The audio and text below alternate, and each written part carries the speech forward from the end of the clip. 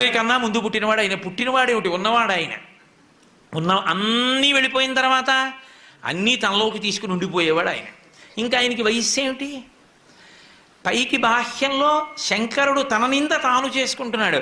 చిన్నారులలోన చిన్నవాడందుమా ఏనాటి వాడకో ఎరుకలేదు, ఆకారమనాథుడు భలే మేటియందుమా ఆకారమిట్టిదో అరయరాదు. పోనీ అంత ఎత్తుంటారండి, చాలా బాగుంటారండి అందామా? అసలు ఆయన ఆకారం ఏమిటో లోకంలో తెలిసినవాడు లేడు. 63 లీలామూర్తులు, అరూపరూపి లింగస్వరూపం, అంతటా నిండి నిబిడీకృతం అయిపోయినటువంటి వాడు. ఏదాయన రూపం? అసలు రూపం తెలియని వాడితో పెళ్ళి ఏమిటమ్మా నీకు? పైగా కులగోత్రములు 2 అరయుధమందుమా తల్లిదండ్రులు ఎప్పుడు ధరణి లేరు. కులం గోత్రం తెలుసుకోవాలా పెళ్ళంటే?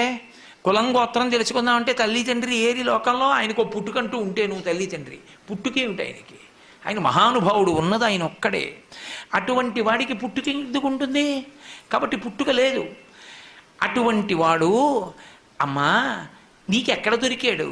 అతనితో పెళ్ళి ఏమిటి? నా మాట విను, విడిచిపెట్టేసేయి. బహుశः మాయచేత కపట మంత్రములను నిన్ను ఎట్లు ఎరిగించుకున్నాడో కాని తగినవాడు కాడు కాడు. బహుశः నీ మీద మాయో మంత్రమో వేశాడు ఇల్లాల్ని చేసుకుందామని. నా మాట విను, వదిలిపెట్టేయి అన్నాడు. అని ఊరుకోలేదు. నిజమే, పోనీ ప్రత్యక్షం అయిపోయాడు అనుకో, ఆయన సొమ్మేం పోయింది? పెళ్లి చేసుకోమంటే సంతోషంగా చేసేసుకుంటాడు. కానీ రేపొద్దున్న మీ తండ్రి అంత ఐశ్వర్యవంతుడు, మంచి పట్టుపట్టలు బంగారు పళ్ళెంలో పెట్టి కట్టుకోవో ఎల్లుడు అని ఇస్తాడు. చీనాంబరంబులు చెలువొప్ప కట్టడు మధుసేందూరేంద్ర చర్మాంబు గాని, రక్తమోడిపోతున్నటువంటి ఏనుగు తోలు ఒకటి కట్టుకొని వస్తాడు పెళ్లిపేటల మీదకి. బాగుంటుందా? ఎంత అసహ్యంగా ఉంటుంది. చీనాంబరాలు తీసుకొచ్చి కట్టుకోవయా అంటే కట్టుకోడు. అది నిందగా కనపడుతుంది, కానీ ఆయన భక్తికి ఎంత వశుడవుతాడన్నదానికి సంకేతం.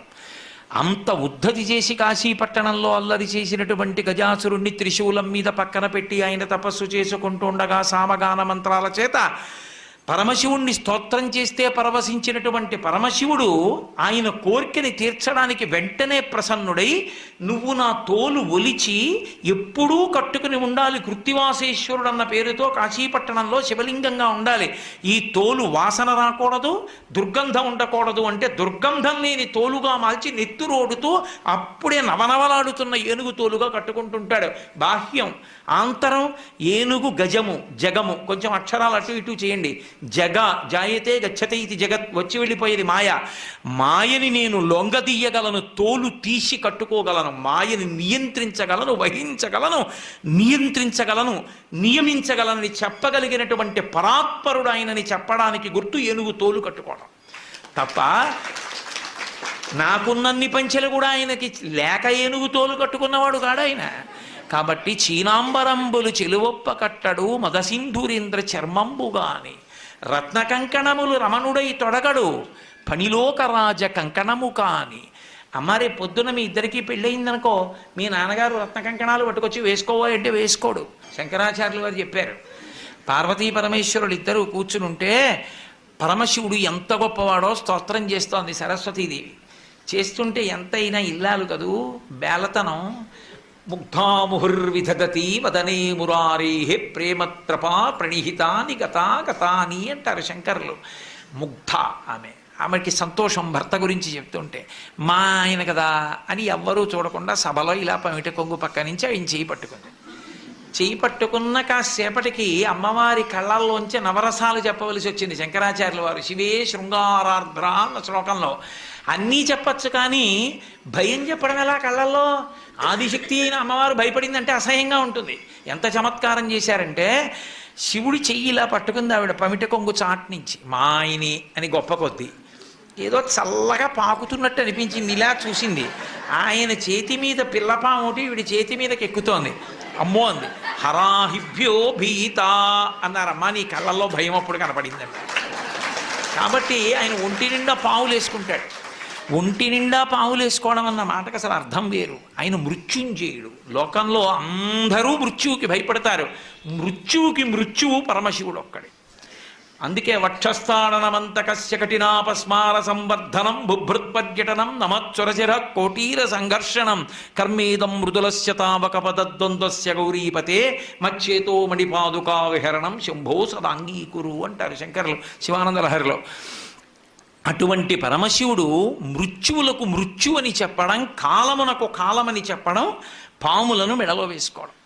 అందుకని అమ్మాయిన పావులు వేసుకుంటాడమ్మా. రేపు పొద్దున రత్న కంకణాలు పెట్టుకోమంటే పెట్టుకోడు. చందన గంధంబు జానడై పూయడు మద పంచ బాణ భస్మంబు కాని. రేపు పొద్దున్న మీ నాన్నగారు అంగరాగాలు తెచ్చి, అంగరాగాలంటే ఏదో పౌడర్ డబ్బా తెచ్చి అక్కడ పెట్టి రాసుకోవాయి సువాసన వస్తుందంటే రాసుకోడు. గబగబా వెళ్ళి ఇంతకు ముందు తన 3వ కంటి మంటతో కాల్చేసిన మన్మధుడి భస్మ తీసి ఒంటికి రాసుకుంటాడు. బాగుంటుందా? ఏమిటమ్మా ఆయనతో పెళ్ళి ఏమిటమ్మా అంటే కోరికలు లేనివాడు. కోరికలు లేనివాడు అన్న మాటకు అర్థం ఏమిటో తెలుసా? కోరిక పుట్టనివాడు కాడు. కోరిక పుట్టడానికి అసలు తనది అన్నది లేకపోతే ఓ కోరిక. తానన్నీ అయిపోయిన వాడికి కోరిక ఏమిటి?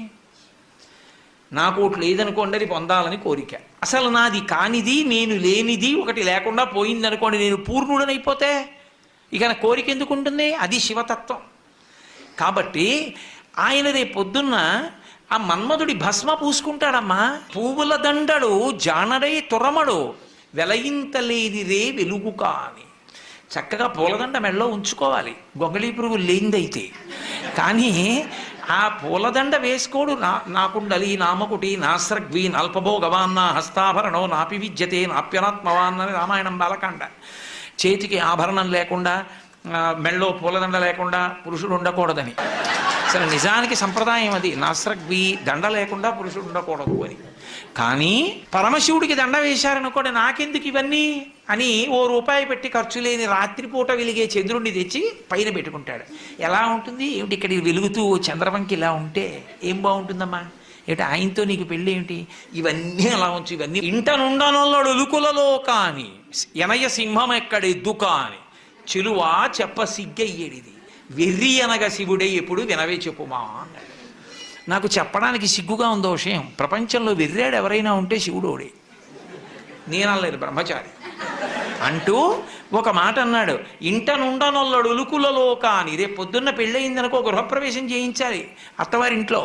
ఎక్కడికి తీసుకెడతాడో తెలుసా? శ్మశానానికి తీసుకెడతాడు. అక్కడ మీ కాపరం ఉంటావా? ఏమిటమ్మా ఆయనతో పెళ్ళి? ఆవిడే అడిగింది పార్వతీదేవి, ఏమండి కైలాస పర్వతం మీద ఉంటాం, అఖిలాండ కోటి బ్రహ్మాండ నాయకుడు మీరు, ఎందుకంటే ఆ శ్మశానంలో ఉంటుంటారు? కొంతమంది పని కట్టుకుని అదే పనిగా శివుడు శ్మశానవాసి అని అక్కర్లేని ప్రచారాలన్నీ మొదలెడుతున్నారు కదా, ఎందుకంటే ఆ శ్మశానంలో ఉంటారని అడిగింది. అడిగితే ఆనాడు మహాభారతం అనుశాసనిక పర్వంలో చెప్పాడు, పార్వతి నేనేం ఉత్తినే చేతకాని వాడనై ఉండలేదు. బ్రతికున్న నాళ్ళు అక్కడికెడదాం ఇక్కడికెడదామని పని లేకపోయినా షికార్లు తిరిగి నేను ఇంతటి వాణ్ణి అని గుండెల మీద చెయ్యేసుకుని ఇంత గర్వించి మా ఆవిడ, మా పిల్లలు, మా అన్నయ్య, మా తమ్ముడు, మా స్నేహితులు ఇంతమందిని చూపించినవాడు ప్రాణం పోయిన తర్వాత ఎండు కర్రల మీద పడుకోబెట్టి తాడుతో కట్టేసి ఒంటి మీద కేవలం అత్యంత చవకబారు వస్త్రం ఒకటి పెట్టి పాడి మీదకి తీసుకెళ్ళేటప్పుడు ఆ బట్ట కూడా తీసేసి కట్టెల మీద పడుకోబెట్టి ఇంధనం పోసి కర్త వచ్చి అగ్నిహోత్రం వెలిగిస్తే తల దగ్గర నుంచి కాలుతూ వచ్చేసి తల బద్దలైపోయిన తర్వాత అరికాళ్లలోంచి నెత్తురు ముద్దలు ముద్దలుగా పైకొస్తుంటే పెద్ద కాడ పట్టుకుని కాళ్ళు పైకెత్తి వెనక్కి పారేస్తే నా ఒళ్ళు అనుకుని మురిసిపోయిన వాడు ఆ కట్టెలలో కాలిపోతుంటే జీవుడు పైకి లేచి చీకటి పడుతోందని వచ్చిన వాళ్ళందరూ స్నానం చేసి వెళ్ళిపోతే ఒక్కడే ఉండిపోయానని బెంగ పెట్టుకుని ఏడుస్తుంటే నేనున్నానని ఓదార్చడానికి ఉన్నాను. నేను లేకపోతే చచ్చినవాడు చస్తాడు పార్వతి, అందుకున్నానన్నాడు. అది ఆయన ఔదార్యం. చేతకాక అక్కడ ఉండలేదు.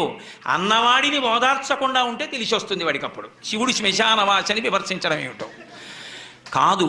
అసలు మీకు ఒక యథార్థం చెప్పాలంటే రెండే ఉంటాయి ఈ లోకంలో. ఉంటే శ్మశానం ఉంది, లేకపోతే మంగళప్రదత్వం ఉంది, అంతే. అసలు ఈ భూమండలమే పెద్ద శ్మశానము. చచ్చిపోయాక శ్మశానానికి తీసుకెళ్లారా? శ్మశానానికి వెళ్ళాక చచ్చిపోయారా ఎవరైనా? నాకు చెప్పండి. శ్మశానానికి వెళ్ళి చచ్చిపోయిన వాడు లేడు. ఇంట్లో చచ్చిపోయాడు, హాస్పిటల్లో చచ్చిపోయాడు, రోడ్డు మీద చచ్చిపోయాడు, ఎక్కడ పడితే అక్కడే చచ్చిపోయారు.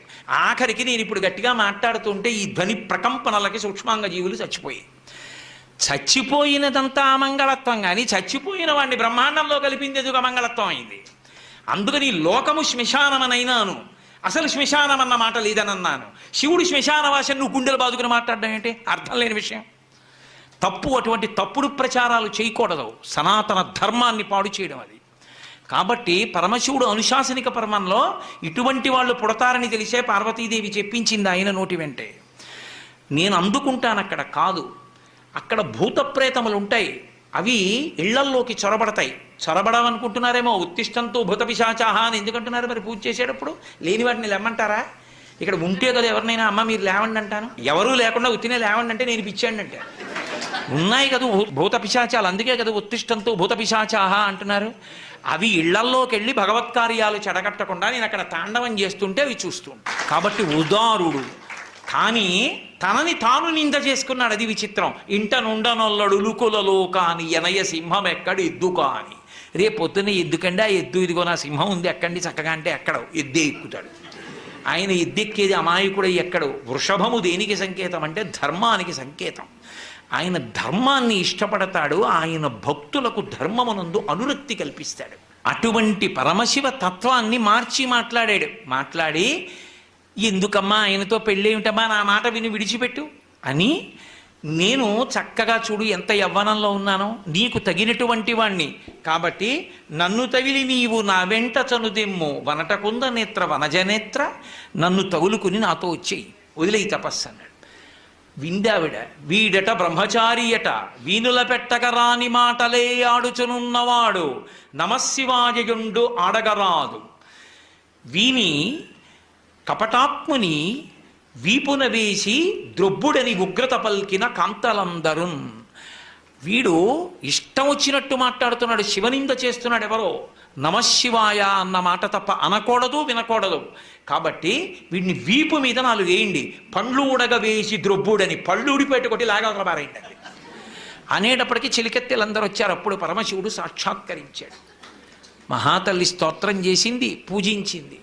నిన్ను నా ఇల్లాల్ని చేసుకుంటున్నాను. ఇల్లాల్ని చేసుకోవడం ఏమిటి? ఆవిడ ఎప్పుడు ఇల్లాలి. దా వృషభవాహనాన్ని అధిరోహించు, కైలాసానికి వెళ్ళిపోదాం అన్నాడు. నేను ఆనందావిడ. అదేమన్నాడు? దక్ష ప్రజాపతి కూతురుగా వచ్చినప్పుడు అలాగే వచ్చాను, ఇప్పుడు అలా రాను.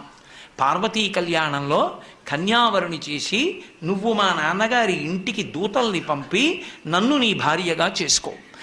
ఆడపిల్ల ఉన్నవాడు ఫోటో జాతకం పట్టుకు తిరగకూడదు, మగపిల్లాడు ఉన్నవాడు తిరగాలి. మా అబ్బాయికి తగిన అమ్మాయి ఎక్కడుందండి అని. అసలు మీరు కళ్యాణ ప్రకరణంలో, వివాహ ప్రకరణంలో మగపిల్లవాడు తండ్రి తిరుగుతాడు, అంతేకాని ఆడపిల్ల తండ్రి తిరగడు. కలియుగం అన్నీ తిరగబడిపోయి. కాబట్టి నువ్వు దూతల్ని పంపు అంది. సరే అలాగే పంపుతానన్నాడు. సప్తర్షుల్ని పిలిచాడు, అరుంధతీదేవిని పిలిచాడు. మీరు వెళ్ళండి, పార్వతీదేవి యొక్క క్షేమవార్తని కనుక్కోండి, నాకు తగిన ఇల్లాలు అని చెప్పి ఆవిడ్ని నా భార్యని చెయ్యండి అని చెప్పి అందరికీ చెప్పి అరుంధతీదేవిని మాత్రం ఒక్కదాన్ని పిలిచి ఒక మాట అన్నాడు. ఈ లోకంలో ఒక పెద్ద పోకడొకటి ఉంది. అరుంధతి వనిత కూతుల పిండ్లి చేయునెడలన్ వాచాలకుల్ తల్లులేయని లోకంబులు పల్కుగా ఉన్న సతీని వద్రీచు ఇల్లాలితో వనరన్ కన్యకుకున్ వరండుతగు ఎలా విచారింపగా ఎని కార్యంబు ఘటింపగా పలుకు మీ అంభోజ పత్రేక్షణ. ఈ లోకంలో ఒక దిక్కుమాలిన అలవాటు ఉంది. ఆడపిల్లని ఇచ్చేటటువంటి తల్లిదండ్రుల్లో తల్లి ఉందే, ముందు పెళ్ళి కుదరగానే సంతోషిస్తుంది. అబ్బా మన అదృష్టం అన్నట్టు. ఇంకా తర్వాత ఏమండి వాళ్ళు అది పెట్టద్దు, ఇది పెట్టద్దు, ఆ పిల్లాడు ఏమిటండి, వాళ్ళ నాన్నగారు ఏమిటండి, వాళ్ళ అమ్మ ఏమిటండి అని వాచాలకులు తల్లులే, ఆడపిల్లల తల్లులే అక్కర్లేని కూడా వాళ్ళన్నీ తెస్తారు. నేను క్షమింపబడేదను కాక. వాచాలకులు తల్లులే ఎని లోకంబులు పలుకుకావునా. శివుడు తన మీద పెట్టలేదు, లోకంబులు పలుకుతుంటాయి. అందుకని నీ వద్రీషు ఇల్లాలితో, మేనకాదేవి దగ్గర జాగ్రత్త సుమా, ఆయనకి ఏముంది ఎంత ఉంది ఇన్ని అడుగుతుంది. ఆయన తగినవాడేనమ్మా అని చెప్పి పెళ్లి కుదుర్చు తల్లి, ఆ పిల్ల నాకు దక్కేట్టుగా చూడు అని బతిమాలుకుని పంపించాడు. కాబట్టి వాళ్ళని పంపించాడు. వాళ్ళు చూశారు, వెనక్కి వచ్చారు. మేనకాదేవి ఒప్పుకుంది, హిమవంతుడు ఒప్పుకున్నాడు. అంతా పూర్తి. నీలాహిమేని కంటెను నీలాలుల కంట ఇంద్ర నీలము కంటెన్ నీల రుచి పోలు నంబుక నీలాలకలేమి చెప్ప నీలగ్రీవా అన్నారు. చాలా అందమైందయా, నీకు తగిన ఇల్లాలన్నారు. సంతోషించారు. అన్నీ పూర్తయిపోయి తర్వాత దేవతలు వచ్చారు. వచ్చి శివ ఒక చిన్న విజ్ఞాపన అన్నారు. ఏమి చెప్పండి అన్నాడు. అయ్యా మీరు కానీ పార్వతీదేవిని కళ్యాణం చేసుకుంటే త్రికరణ శుద్ధిగా మేనకా హిమవంతులు కన్యాదానం చేసేస్తే ఇక వాళ్ళకి రూపం ఉండదు, మోక్షం వచ్చి మీలో కలిసిపోతారు. హిమాలయ పర్వత ప్రాంతములు లేకపోతే తపోభూములు ఉండవు, ఎవరూ తపస్సు చేసుకోవడానికి అనువైన భూమి ఉండదు. అందుకని వాళ్ళకి త్రికరణ శుద్ధి లేకుండా కన్యాదానం చేసేటట్టు మీ పెళ్ళి మీరు పాడు చేసుకోండి అన్నారు. లోక కళ్యాణం అంటే లోకం కోసం ఔదార్యం అంటే పరమశివుడు. తప్పకుండా వాళ్ళు త్రికరణ శుద్ధి లేని కన్యాదానం చేసేటట్టు నేను చేసుకో. పరమశివుడి పక్కన రాని వాళ్ళెవరు? బ్రహ్మగారు, విష్ణువు, లక్ష్మీదేవి, సరస్వతీదేవి, ఋషులు, ప్రమథగణాలు, దేవతలు అందరూ పరమశివుడి పనుపున బయలుదేరారు, భక్తకోటి అంతాను.